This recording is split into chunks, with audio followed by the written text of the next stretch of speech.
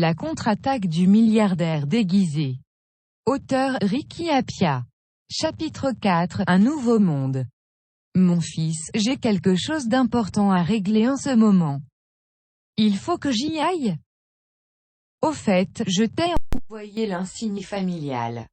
Ceux qui gèrent nos propriétés familiales en reconnaîtront immédiatement la signification.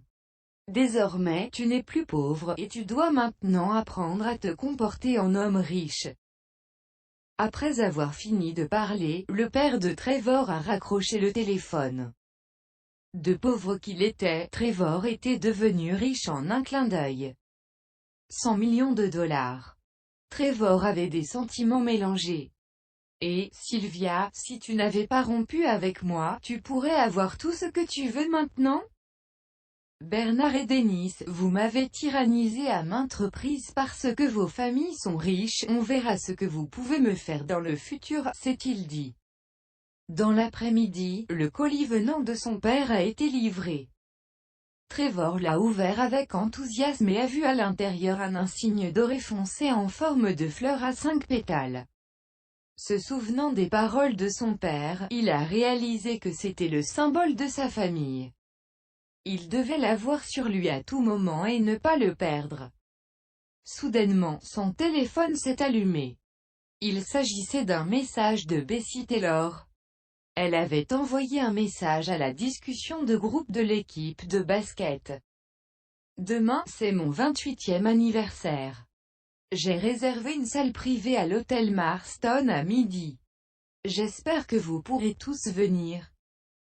En plus de ce message, elle a également envoyé un message vocal privé à Trevor, l'exhortant à venir.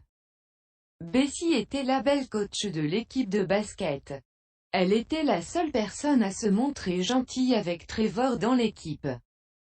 Tous les autres le brutalisaient ou se moquaient de lui. Bessie était celle qui lui avait trouvé l'un de ses emplois à temps partiel. Elle avait même proposé de lui prêter de l'argent pour ses frais de scolarité. Personne d'autre qu'elle ne lui avait donné un coup de main. C'est l'anniversaire de mademoiselle Taylor.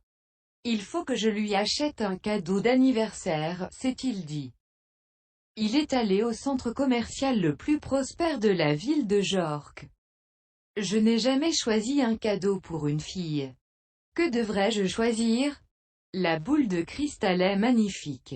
Elle est un peu chère, par contre, a-t-il réfléchi.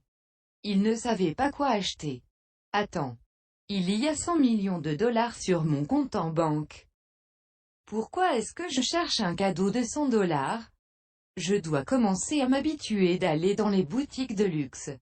D'ailleurs, en dehors de ma famille, mademoiselle Taylor est la seule personne qui m'ait bien traité. Donc mon cadeau pour elle devrait être le meilleur. Trevor a donc quitté la boutique de cadeaux et s'est dirigé vers la section des articles de luxe. C'était la première fois qu'il prêtait attention à ces magasins. Il était ébloui par la variété des articles de luxe. Trevor a été accueilli par une file de belles vendeuses en bas noirs et jupes séduisantes. Il avait l'impression d'être entré dans un nouveau monde.